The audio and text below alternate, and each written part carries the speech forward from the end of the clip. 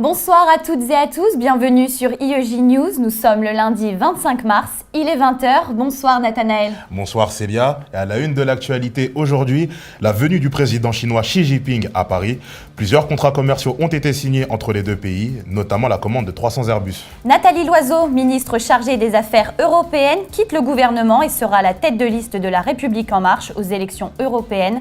Son successeur ne sera connu que demain. Notre journaliste Maxence Ledru se trouve devant le siège de son parti. Et l'enquête de la rédaction de l'amiante au sein des établissements scolaires. 22 ans après son interdiction, pourquoi ce matériau est toujours présent dans les murs des écoles? Le nombre de fumeurs, lui, est en forte chute dans l'Hexagone. Les Français se tournent vers d'autres alternatives pour fumer. Pourquoi cette baisse est si importante, vous le verrez. Et enfin, notre chroniqueuse Anaïs Bertrand nous parlera du survivalisme ou comment survivre avec presque rien. Son expérience d'apprentie aventurière est à découvrir en fin de journal. Le président chinois Xi Jinping dans la capitale aujourd'hui. Il a rencontré son homologue français Emmanuel Macron. Les deux hommes ont donné une conférence de presse. L'occasion pour eux d'annoncer la signature de contrats commerciaux, comme celui de la vente de 300 Airbus. Quels sont les points à retenir de cette rencontre? Un sujet de Manuel Barroso. D'abord, il y a cet accord commercial concernant 290 Airbus et 10 A350 qui vont être achetés par la Chine. Une commande à près de 31,8 milliards d'euros selon le prix de catalogue. Sur l'aéronautique, la conclusion aujourd'hui d'un grand contrat en matière d'A320 et gros porteurs A350 est une avancée importante et un excellent signal dans le contexte actuel et donc de la force et de la fiabilité des échanges que nous avons nourris. Autre accord, la levée de l'embargo concernant les morceaux de volaille congelés imposés en 2015 pour cause de grippe aviaire. Désormais, la France pourra de nouveau en exporter vers l'Asie. Dans le domaine maritime, l'armateur français CMA-CGM va faire construire en Chine 10 nouveaux porte-conteneurs, montant estimé à 1,2 milliard d'euros. La France et la Chine fêtent leurs 55 ans de relations diplomatiques. Bonjour Clément. Alors Clément, concrètement, qu'achetons-nous aux Chinois et que nous achètent-ils? Bonjour Célia, bonjour Nathanaël. Alors en matière d'importation, les principaux produits venant de Chine sont ceux de notre quotidien, comme les téléphones, les habits ou encore les jouets. Concernant l'exportation, notre atout principal est l'aéronautique, qui représente le tiers de nos ventes en Chine, soit 6,4 milliards d'euros. La Chine, elle, achète à la France les céréales, le lait, du fromage ou encore des produits de luxe. Et pourtant, malgré tous ces échanges, la Chine est le pays avec lequel notre balance commerciale est la plus déficitaire, 30 milliards d'euros. Mais alors la France est-il un partenaire privilégié de la Chine? Eh bien oui, Célia, et la France est surtout son deuxième fournisseur, derrière les États-Unis. La Chine préfère commercialiser avec les États-Unis, son premier partenaire commercial derrière l'Union européenne. La France, elle, échange davantage avec l'Allemagne, suivie non pas des États-Unis comme on pourrait le penser, mais de l'Espagne et de d'autres pays européens. La Chine figure quant à elle en 7e position. Justement, la chancelière allemande Angela Merkel va rencontrer le président chinois Xi Jinping en compagnie d'Emmanuel Macron et de Jean-Claude Juncker, le président de la Commission européenne. Ce sera l'occasion d'évoquer le sujet des nouvelles routes de la soie. Alors Clément, expliquez-nous le projet du président chinois. Alors Xi Jinping le décrit comme le projet du siècle. Alors concrètement, de quoi s'agit-il? Eh bien regardons sur cette infographie, l'objectif est simple, connecter l'Asie au reste du monde et à l'Europe, par de nouvelles voies maritimes, terrestres ou encore ferroviaires.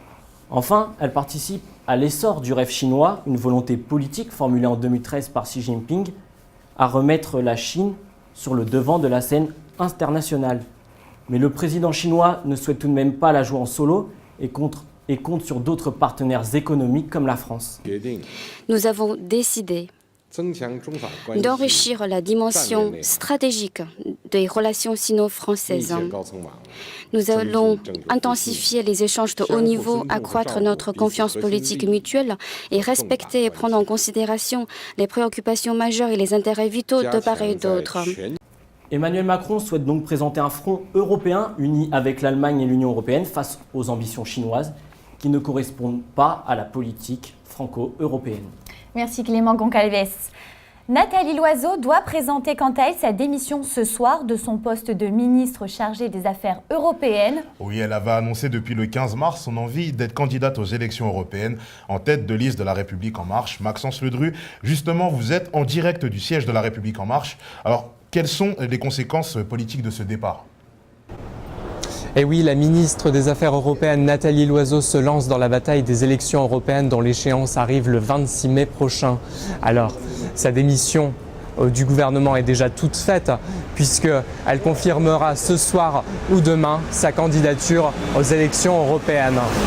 Alors qui pour la remplacer au poste de ministre des Affaires européennes? Peut-être Clément Beaune, proche conseiller d'Emmanuel Macron et spécialiste des questions européennes. D'autres départs au gouvernement sont pressentis, dont Benjamin Griveaux, porte-parole du gouvernement, et Mounir Majoubi, tous deux en lice pour les élections municipales de 2020 à Paris. Alors, la liste LREM-MODEM est encore un peu confuse dans sa composition. Ce que l'on sait déjà, c'est que Nathalie Loiseau est tête de liste, que Fabrice Canfin est son second. Il est directeur général du WWF. Alors, pour connaître la liste complète, rendez-vous demain à 13h. Ce sera donc sa première bataille électorale, elle qui a forgé sa carrière dans la diplomatie et les affaires étrangères. Alors, qui est Nathalie Loiseau? Un portrait de Melinda Correa et Chloé Dandono. Elle est désormais la figure montante de la République en marche pour les européennes. Nathalie Loiseau, cheval de bataille d'Emmanuel Macron, élève brillante et diplomate aguerrie, se retrouve aujourd'hui propulsée sur le devant de la scène. Réputée pour son franc-parler, elle s'est révélée au grand public face à Marine Le Pen sur France 2. Je vous écoute depuis tout à l'heure parler d'une Europe qui ne me fait pas envie. Vous avez décidé d'être candidate pour finir. Vous avez changé d'avis. Ce soir, c'est vrai, je suis prête à être candidate. Nathalie Loiseau, c'est d'abord un parcours brillant. À 16 ans, elle obtient son bac, puis décroche les diplômes de Sciences Po et de l'Institut national des langues et civilisations orientales. En 2012, elle devient directrice de l'ENA, poste qu'elle occupe toujours. Entrée dans le gouvernement en 2017, elle a su s'imposer comme une figure clé de la République en marche. Elle est à la fois parfaitement compétente sur les dossiers, elle a un esprit de répartie, elle est donc combattante, et je crois que le combat et la compétence forment une femme politique formidable. Une excellente ministre qui connaît remarquablement bien ses dossiers et qui a un sens politique très fin. Elle fait sa carrière aux affaires étrangères et c'est à Washington, en tant que porte-parole de l'ambassade de France, qu'elle se fait remarquer, notamment lorsque la France refuse de s'engager dans la guerre en Irak. Son atout sur la scène internationale, une parfaite maîtrise de l'anglais.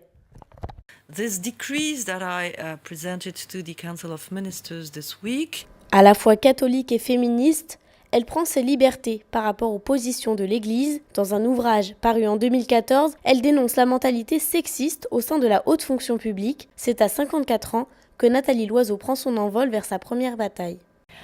Nous connaissons donc toutes les têtes de liste pour les élections européennes de mai prochain. Jordan Bardella, lui, représente le Rassemblement national. Quant à Xavier Bellamy, pour lui, c'est les Républicains. Chez les Verts, l'ancien directeur des campagnes Greenpeace, Yannick Jadot, Raphaël Glucksmann représentera une alliance de gauche et enfin, une liste des Gilets jaunes sera représentée par Jérémy Clément. Bien sûr, Nicolas Dupont-Aignan, Nathalie Arthaud, François Asselineau ou encore Florian Philippot se présentent également. La colère des forains au Mans. Oui, des violences ont éclaté entre eux et les forces de l'ordre. Le maire de la ville, Stéphane Le Foll, a fait état de scène insurrectionnelle. Le vice-président national du Sidunati est arrêté et placé en garde à vue. Pour le moment, un manifestant est blessé au pied. En conflit avec la municipalité, ils contestent leur nouvelle implantation en périphérie de la ville. Ils étaient environ 500 à bloquer les axes routiers et ferroviaires. La famille de Geneviève Leguet porte plainte, victime d'une fracture au crâne lors de la manifestation des Gilets jaunes samedi dernier. Les proches de la vieille dame portent plainte et dénoncent des violences volontaires des forces de l'ordre sur personnes vulnérables. La plainte doit aussi viser le préfet. L'avocat de la victime, lui, porte plainte pour subordination de témoins. Il accuse les policiers d'avoir tenté de vouloir faire dire à Geneviève Leguet qu'elle a été poussée par un caméraman. Oui, et à noter que la victime est toujours hospitalisée. Un procès en appel s'ouvre aujourd'hui. Oui, Abdelkader Mera et Feta Malki sont de retour devant la justice, 1 an et demi après leur procès en première instance. Le petit frère de Mohamed Mera avait été condamné à la peine maximale pour association de malfaiteurs criminels terroristes, mais avait été acquitté pour complicité des 7 assassinats perpétrés en mars 2012. Mais quels sont les enjeux de ce nouveau procès? Un reportage de Gatien Bonfils et Hector Ducrot. Près de 7 ans jour pour jour après les attentats de Toulouse et Montauban, la justice va à nouveau tenter de déterminer le rôle d'Abdelkader Mera et de Feta Malki lors des attaques de Mohamed Mera. Le parquet avait fait appel de la première condamnation. Feta Malki a calmement répondu aux questions tout en continuant à nier toute implication. Je crois que personne n'est dupe, tout le monde sait très bien que ce n'est pas qu'un petit voyou de cité qui a participé à une vente d'armes à Mohamed Merah. Le reste des audiences nous permettra effectivement d'aborder d'autres aspects, mais on verra bien qu'il s'agit effectivement d'un rouage sans lequel la perpétration des actes terroristes et criminels qui ont eu lieu n'aurait pas pu avoir lieu. Pour les familles des victimes de Mohamed Merah, se retrouver à nouveau face aux deux accusés est très éprouvant. C'est trop dur, madame. Franchement, de voir les deux, c'est trop dur. Là, d'entendre vraiment le témoignage de ce délinquant, c'est compliqué. Pour le moment, c'est calme dans le prétoire, mais bon, je crois qu'au fond d'eux-mêmes, les gens souffrent, les familles des victimes souffrent. Le procès en appel se déroulera au Palais de justice de Paris jusqu'au 18 avril. S'il est reconnu coupable de complicité, Abdelkader Merah pourrait être condamné à la réclusion criminelle à perpétuité. À partir du 1er janvier, des tests pour déterminer si une angine est virale ou bactérienne seront disponibles dans toutes les pharmacies. Ils seront remboursés. C'est ce qu'a annoncé Matignon ce matin. Le but, réduire la consommation d'antibiotiques en France. Cette pratique n'a pas encore convaincu l'ensemble des médecins. Un reportage de Caroline Bardot et Nicolas Maître. Disponibles depuis 2 ans dans cette pharmacie, les tests d'angine sont simples et rapides.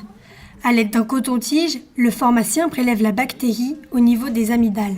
On n'a plus qu'à attendre à peu près 5 minutes, le temps que le solvant migre et permette de faire la révélation. Le test d'orientation permet de déterminer s'il s'agit d'une angine virale ou d'une angine bactérienne.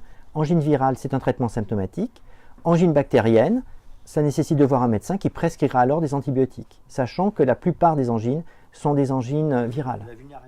Un gain de temps pour les patients et les médecins. La mesure permettrait de désengorger les cabinets médicaux. Pourtant, de nombreux médecins s'opposent à ce que les pharmaciens pratiquent ce test. Le premier risque déjà, c'est qu'il faut savoir bien diagnostiquer une angine. Deuxièmement, c'est qu'il y a des angines qui sont compliquées, donc qui nécessitent d'emblée une antibiothérapie sans même faire le test, type phlegmon. Est-ce qu'ils seront habilités à diagnostiquer ce genre de choses?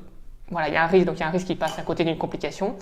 Et deuxièmement, il y a aussi le fait qu'il y ait des angines qui soient négatives au niveau du test, mais qui nécessitent quand même des antibiotiques. Chaque année, 9 millions d'angines sont traitées par antibiotiques, alors que 80% sont virales et n'en nécessitent pas. Alerte au missile au cœur d'Israël. Tsahal a mené des frappes aujourd'hui contre les positions du Hamas dans la bande de Gaza, quelques heures après le tir d'une roquette qui a fait 7 blessés près de Tel Aviv. Le Premier ministre israélien Benjamin Netanyahou a écourté son séjour aux États-Unis.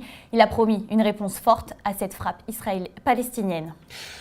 Toujours aux États-Unis, l'heure est au soulagement pour Donald Trump. Les conclusions de l'enquête menée par le procureur Mueller sur les soupçons de collusion avec Moscou pendant les élections présidentielles ont été rendues publiques. Aucune preuve d'une entente entre la Russie et l'équipe de campagne du président n'ont pu être démontrées. Une décision qui a provoqué de nombreuses réactions du président américain. Outre-Manche, c'est un scénario différent. Theresa May est toujours bloquée. Après sa tentative d'organisation d'un 3e vote sur l'accord avec Bruxelles, la dirigeante conservatrice a déclaré aujourd'hui qu'elle manquait de soutien au sein du Parlement. Elle a toutefois ajouté qu'elle continue de discuter avec des collègues de la Chambre dans l'espoir de faire adopter l'accord cette semaine. Et on le sait, le Brexit va entraîner des conséquences dans nos vies quotidiennes, notamment dans le secteur de la pêche. Theresa May veut décider seule de la politique française des zones de pêche. Que va-t-il se passer pour les pêcheurs en cas de sortie de l'Union du Royaume-Uni? Un reportage d'Oriane Crifazi et Ninon Soposco. Cabillaud, saumon, coquille Saint-Jacques, voilà ce que l'on trouve à la criée de Fécamp. Et ces poissons ont aujourd'hui le regard tourné vers Bruxelles, car dans l'Union européenne, l'espace maritime est mis en commun et donc accessible à tous. Après le Brexit, les États membres n'auront plus accès aux eaux britanniques et inversement, une situation qui inquiète les pêcheurs du Tréport. C'est tous les Européens qui vont se retrouver du bord français. Il n'y a pas que les bateaux ici du Tréport qui sont là devant le Tréport. C'est ça le gros souci. Aujourd'hui, on est déjà trop de monde en Manchette. Aujourd'hui, on est déjà en Manchette, c'est vrai qu'on est allé trop exploiter. Et si au mieux de se partager tout la Manche, on s'en partage que la moitié, ça va être compliqué. Pour les pêcheurs, s'il n'y a pas d'accord avec le Royaume-Uni, aucune solution viable n'est envisageable. Le Brexit leur pose un réel problème. Il y a un réglage à faire. On va se retrouver sur un sur un dossier qui va être complètement ingérable. C'est un espace qui va être ingérable. Voilà. On a imaginé mettre des bateaux français sous pavillon anglais, mais si vous rentrez avec votre poisson en Angleterre pour le faire revenir vers l'Europe, il sera taxé. 50% de l'activité de Jean-Pierre se fait dans les eaux britanniques. Il n'est pas sûr de pouvoir rentabiliser son nouveau bateau, acheté à plus de 4 millions d'euros. Sans accord, le Royaume-Uni sortira immédiatement de la politique commune de la pêche. Les professeurs et les parents d'élèves du lycée Georges Brassens à Villeneuve-le-Roi s'alarment. Après la découverte d'amiante dans les murs de l'établissement, ils ont déposé plainte contre X le 14 mars dernier pour mise en danger d'autrui. Et malgré l'interdiction de cet isolant depuis 1997, de nombreux établissements scolaires n'ont pas encore été décontaminés. Alors pourquoi les pouvoirs publics n'ont toujours pas pris le problème à bras-le-corps? C'est le sujet de la grande enquête de ce journal. Jean Lejar, Inès Limouri et Samuel Zemmour. Au lycée Georges Brassens, le quotidien est chamboulé. Un bâtiment principal condamné, un enseignement délocalisé et une cour de récréation étrangement vide. La raison ? La découverte de 6000 m² d'amiante dans les murs de l'établissement. En septembre dernier, un incendie a mis au jour la présence de cet isolant, interdit depuis 1997. Et pourtant, professeurs et parents d'élèves avaient déjà tiré la sonnette d'alarme. Condamnant le laxisme des autorités, ils viennent de déposer une plainte pour identifier les responsables. En 2015, on nous disait non, il n'y a pas d'amiante, vous ne courez aucun risque. Nous, il y avait quand même depuis des années cette menace qui planait sur nous. Et puis les anciens personnels, vu que le lycée est ouvert depuis les années 60, on savait qu'il y avait de l'amiante quelque part, mais on n'avait pas la preuve en fait, de cette présence. Inquiété par la situation, la direction de l'établissement n'a pas souhaité alerter ses élèves. Ils nous en avaient pas parlé. Et du coup, quand on a su ça, plus personne ne voulait repartir en cours. Les profs, ils nous bloquaient, ils nous laissaient plus rentrer. Nous-mêmes, on ne voulait pas rentrer dans le lycée. Donc du coup, ils ont tout condamné. Surpris par cette information, nous avons tenté d'en savoir plus auprès du proviseur adjoint. Aucun commentaire. J'ai aucun commentaire. Sans succès. Alors comment expliquer la présence d'amiante, plus de 20 ans après son interdiction? Au Conseil régional d'Île-de-France, certains élus semblent avoir la réponse. L'écologiste François Damerval pointe du doigt le déni de la collectivité locale et des contraintes budgétaires. La région, à un moment, n'a pas été assez à l'écoute des agents, et notamment en contestant les expertises qui avaient été demandées par les collectifs, et notamment les agents et les parents d'élèves. Il y a un frein budgétaire qui existe. Le patrimoine immobilier de la région est composé de plus de 400 lycées aujourd'hui. Le coût, par exemple, d'un désamiantage dans un lycée comme Georges Brassens, est-ce qu'on peut le mesurer, ça? Inchiffrable. Inchiffrable au départ, c'est-à-dire que le seul moyen qu'on a de connaître le coût, c'est à la fin. Les fibres d'amiante ont été largement utilisées tout au long du XXe siècle pour leurs nombreuses propriétés. À partir des années 70, une réelle prise de conscience sur la dangerosité du matériau intervient. Des collectifs de victimes se créent, jusqu'à obtenir l'interdiction totale de l'amiante en 1997. 4 ans plus tard, l'obligation d'établir un diagnostic technique amiante, un DTA, est instaurée pour tous les établissements français. Entre 1965 et 1995, 35 000 personnes sont mortes d'une maladie liée à l'amiante. D'ici à 2025, 50 à 100 000 décès supplémentaires sont attendus. Henri Boumandil, un ancien ouvrier, fait également partie de ces nombreuses victimes. À 88 ans, il souffre de plaques pleurales aggravées, une maladie respiratoire qui affecte les poumons. De jour comme de nuit, Henri est contraint de vivre constamment sous oxygène. J'ai travaillé dans une grosse entreprise, Alstom. J'ai travaillé à Jussieu, à Montparnasse, au Sahara pendant les explosions atomiques. J'étais bourré d'amiante.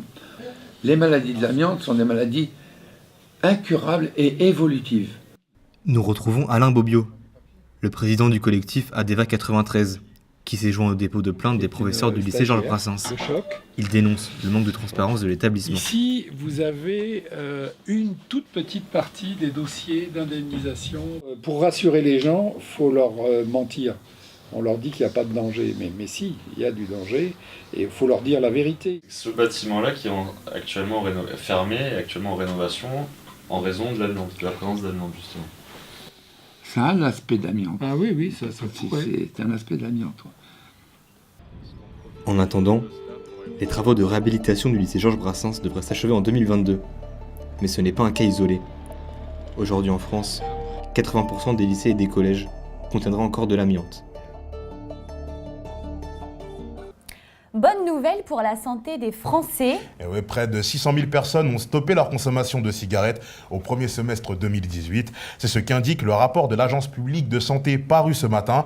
Au total, c'est 1,6 million d'ex-fumeurs recensés depuis 2016. Mais pourquoi le nombre de consommateurs de cigarettes baisse si vite? C'est un reportage de Morgane Bikilé et Victoria Trébeau. Il y a 7 mois, Solène se serait installée à cette terrasse parisienne, cigarette à la main. Mais aujourd'hui, elle se contentera d'un café. 8,50 € le paquet, c'était trop pour elle. L'augmentation des prix des paquets m'ont encouragée en effet à arrêter de fumer parce que au bout d'un moment, ça monte, on ne peut plus. Puis mon copain a arrêté en même temps, donc c'était aussi le moment d'arrêter ensemble et de céder. Solène a également utilisé une application pour arrêter de fumer. Donc ce qui est cool, c'est qu'on a le nombre de jours sans tabac, le nombre d'euros économisés, le nombre de cigarettes. D'ici 2020, le paquet de cigarettes atteindra les 10 €. Si cette augmentation progressive a permis à Solène d'arrêter de fumer, d'autres mesures sont à l'origine de cette baisse historique de fumeurs. Il y a aussi, comme on l'a évoqué avant, le paquet neutre. Donc là, il y a eu une récente étude de Santé publique France qui a montré que justement le paquet neutre est efficace, notamment auprès des jeunes. Après, il y a aussi toutes les campagnes de prévention qui vont autour. Je pense par exemple au mois sans tabac, donc au mois de novembre. Celui de 2018 a eu beaucoup de succès. Le remboursement des substituts nicotiniques et la cigarette électronique ont aussi aidé à la diminution de fumeurs. Responsable de cancer et de maladies cardiovasculaires, le tabac est la première cause de mortalité en France. Chaque année, plus de 78 000 personnes en meurent. Et les inégalités entre les deux sexes persistent encore de nos jours. La taxe rose et la différence de prix entre les produits étiquetés pour les femmes et ceux pour les hommes. Rebecca Hudon, Baptiste Moulin et Adrien Vallée sont allés à la rencontre de femmes qui font face à ces différences au quotidien. Dans ce supermarché de région parisienne, Tiffany a ses habitudes quand elle achète ses produits d'hygiène. C'est donc instinctivement qu'elle se dirige vers les rayons roses. Je me dirige toujours vers un rayon comme ça où je vais pouvoir trouver des produits qui sont destinés aux femmes. Surtout dans un magasin qui est grand comme ça où on a le choix. C'est donc naturellement qu'elle remplit son chariot de produits d'hygiène, initialement dédiés à la jante féminine. De retour chez elle, la jeune femme nous dévoile ses achats. Alors du coup, j'ai acheté une mousse à raser, des rasoirs jetables, un gel douche et un shampoing. Pour les 4 produits, j'en ai eu pour 9,29 € au total. Au même moment, nous avons acheté exactement les mêmes produits, mais au rayon homme. Seul le packaging change. Nous en avons eu pour 1 € de moins, un total de 8,25 € pour notre panier. De quoi agacer la jeune femme. Ça, c'est exactement la même chose. La seule chose qui change, c'est la couleur. Donc, si je veux acheter des rasoirs jetables, j'irai bien sûr chez les hommes, ça c'est clair et net. Chez les coiffeurs, on peut observer jusqu'à 17 € de différence entre une coupe femme, même sur cheveux courts, et une coupe homme. Mais dans ce salon parisien, ce coiffeur a souhaité que les prix soient quasiment identiques, quel que soit le sexe et la longueur de cheveux. La seule différence, c'est que l'homme demande juste un séchage, et j'en ai pour 2 minutes 30 pour 25 €. Il me faut 45 minutes pour une coupe femme pour 30 €. Des différences de prix selon le sexe ou la couleur du packaging de plus en plus fréquentes. Pourtant, le gouvernement assure que les femmes ne sont pas particulièrement visées par cette taxe rose. Et ces différences, justement, elles commencent dès le plus jeune âge. Les enfants sont séparés, les roses et les bleus, mais ce n'est pas la seule option. Pour déconstruire ces stéréotypes de genre, de nombreux changements se mettent en place. Eugénie Loriotti et Laurine Parcoré sont allées découvrir ces initiatives. Les rois-reines, c'est pareil. Tous les deux sont forts. S'ils tombent l'un face à l'autre, ils sont égalité. À La Courneuve, l'école Saint-Yves place l'égalité filles-garçons au centre de sa pédagogie. Les femmes sont aussi présentes que les hommes dans les activités proposées aux élèves. Et vous préférez les cartes normales ou les cartes comme ça? Les cartes comme ça. Pourquoi? C'est mieux. C'est les mêmes cartes, mais en évolution. C'est la base de la société aussi, et si on veut qu'il y ait des changements, faut que ce soit fait tout de suite. Et quand on voit des petits bouts de 3 ans qui arrivent en nous disant « Non mais lui il peut pas faire ça parce que c'est un garçon » ou « Ah bah non, elle a pas le droit de faire ça parce que c'est une fille à 3 ans », je me dis déjà on en est arrivé à un point vraiment trop quoi. Les enfants sont déjà parfaitement conscients de ces problématiques. En classe, ils apprennent au quotidien à démonter les stéréotypes de genre. Nous, dans notre école, on apprend qu'il faut être égalité. Pour toi, un garçon, il peut porter du rose, il peut faire la danse. Oui, mon papa, il est danseur, c'est son métier. Et voilà, j'ai un cousin, il dit « Tu joues pas au foot, t'es une fille ». Il a tellement entendu que c'était les garçons les plus forts qu'il veut pas comprendre. Grâce aux actions de cette école particulière, les enfants sont tout de suite sensibilisés à ce débat. Malgré les efforts de l'établissement, le monde extérieur peut toujours influencer les plus jeunes. Pour apprendre aux filles qu'elles valent autant que les garçons, Elisabeth Roman a créé Chica, le premier magazine féministe pour les 7-12 ans. Elle souhaite apprendre aux jeunes filles qu'elles peuvent devenir ce qu'elles désirent sans se soucier de la vie des autres, le tout avec un contenu varié. Il y a évidemment une rubrique qui déconstruit les stéréotypes de genre. Il va y avoir aussi à la fin une phrase d'une femme célèbre qu'on va décoder. Et puis j'ai ouvert à des choses autour de la science, de l'environnement. Le premier numéro de Chica est attendu pour le mois de juin 2019. Mais il y a encore du chemin à faire. À Puteaux, les filles sont des princesses et les garçons des chevaliers. Séparés par des barrières, les aires de jeu ne sont pas prêtes de faire évoluer les mentalités. Ce week-end avait lieu la 2e édition du Salon du Survivalisme au Paris Event Center, porte de la Villette. Et aujourd'hui, Anaïs Bertrand, vous êtes venue nous parler et surtout nous expliquer en quoi consiste ce salon et surtout ce que l'on peut y faire. Bonjour. Oui, ce week-end, j'avais envie de nature, d'aventure, et même si prendre le RER tous les matins, c'est la jungle pour certains Parisiens, moi, j'avais envie de connaître de vraies sensations, vous voyez ? Oui. Nathanaël, c'est là, est-ce que vous savez ce qu'est le survivalisme ? Non, pas du tout. Eh bien, imaginez, vous êtes en randonnée en montagne, quand tout à coup, vous vous retrouvez bloqué. Il va falloir mettre en place des moyens pour pouvoir survivre une nuit, ou si vous êtes chanceux, ou quelques jours. Le survivalisme, c'est ça, c'est apprendre les techniques de survie. C'est un concept qui revient en force depuis quelques temps, avec les émissions de divertissement à la télé, où l'on peut voir des individus comme vous et moi faire du feu, pêcher à main nue, à la manière de Mike Horn ou encore de Bear Grylls. C'est un concept qui plaît, mais qui est surtout utile. Je vous donne un avant-goût.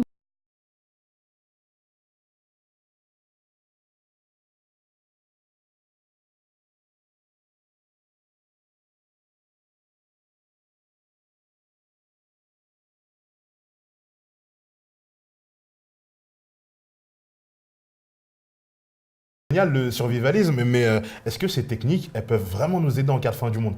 Alors non, Nathanaël, quand on parle de survivalisme, on a tendance à imaginer un monde apocalyptique, mais en fait, c'est pas vraiment ça. C'est surtout des risques auxquels on peut être confronté tous les jours, que ce soit en milieu urbain ou en nature. Et les visiteurs, que peuvent-ils y faire là-bas? Eh bien, les visiteurs sont informés, aiguillés, mais ils peuvent aussi tester leurs aptitudes. J'ai moi-même eu l'occasion de... J'ai pu m'essayer à quelques activités, regardez. Super.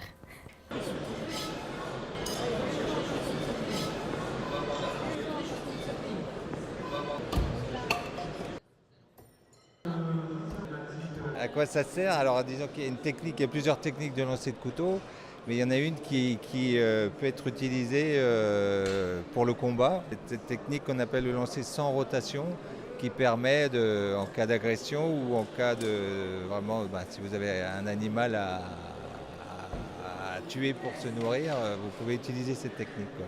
Alors là, on apprenait la technique avec rotation. En fait, il y avait des marques au sol et c'est une technique plus simple que la technique utilisée pour la survie.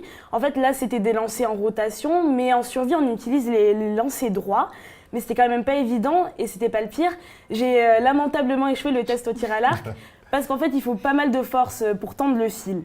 Et puis j'ai appris à faire du feu, non pas avec des pierres comme dans Koh-Lanta, ne soyez pas déçus, mais c'est tout comme, regardez, en fait ce que vous voyez là, c'est un petit tube d'aluminium relié à une lame. Et en fait, il fallait frotter la lame contre le tube d'aluminium, ça provoquait des étincelles et ça donnait donc un feu. Et enfin, je vous ai ramené un petit cadeau. Ah bon? Super, merci beaucoup. Je vous laisse l'ouvrir. Qu'est-ce que c'est? Une plante? Oui, c'est une plante, effectivement. Vous pouvez goûter, vous pouvez sentir. Ah, ça se... Oui, ça se... Okay. Ça se mange. Plutôt bon. Ouais, c'est pas mauvais. Vous avez découvert quelle plante c'était? Pas du tout, je ne connais pas du tout. Jeanne Malangocha, je pense. En fait, c'est de la sauge, et la sauge, ça se mange. Alors, on peut la retrouver en nature, comme un grand nombre de plantes sauvages qui se mangent, mais aussi on peut la retrouver dans les restaurants, et du restaurant à la forêt, il n'y a qu'un pas. Voilà. Merci, Anaïs. Et donc vous avez maintenant un an pour vous entraîner à devenir un warrior de la survie avant le prochain salon. Nathanaël Célia, j'espère que vous me montrerez vos exploits l'année prochaine. Ah, pas de problème, on se donne rendez-vous l'année prochaine pour un camp de survie. Super. Merci Anaïs, j'espère que vous allez nous coacher d'ici l'année prochaine. Et c'est une toute autre aventure qui attend les Bleus ce soir sur le terrain. Oui, l'équipe de France de football accueille l'Islande au Stade de France pour la deuxième journée des phases de qualification pour l'Euro 2020. C'est le premier match de l'année à Saint-Denis pour les hommes de Didier Deschamps. Antoine Limoges, vous êtes sur place. Antoine, quelles sont les clés pour venir à bout de l'Islande pour les Bleus ? Oui Célia, les coéquipiers d'Antoine Griezmann voudront confirmer devant leurs supporters après leur nette victoire vendredi en Moldavie 4-1. Didier Deschamps reconduit d'ailleurs les mêmes joueurs qu'il y a 3 jours. L'objectif pour les Bleus est simple, enchaîner une deuxième victoire consécutive pour consolider sa place de leader du groupe H. Mais l'adversité devrait être plus forte que face aux Moldaves. Les Islandais restent sur une Coupe du Monde compliquée, mais avaient brillé lors de l'Euro 2016. Leur beau parcours s'était stoppé justement par une élimination en quart de finale face à l'équipe de France. Les Bleus devront réitérer la même performance, eux qui l'avaient l'emporté largement 5-2. Mais les Islandais devront répondre aussi dans les tribunes. L'ambiance commence à monter autour de moi. Les Islandais, même s'ils sont peu nombreux, devraient faire beaucoup de bruit. Leur traditionnel capping devrait résonner dans les travers du Stade de France. 80 000 spectateurs sont attendus ce soir. L'occasion pour eux d'admirer le maillot que porteront l'équipe de France. Un maillot collector en l'honneur des 100 ans de la FFF. Coup d'envoi ce soir à 20h45. Merci Antoine, on vous souhaite un bon match. Et c'est la fin de ce journal. Merci à tous de nous avoir suivis. On se retrouve demain à la même heure. Bonne soirée sur IUJ News.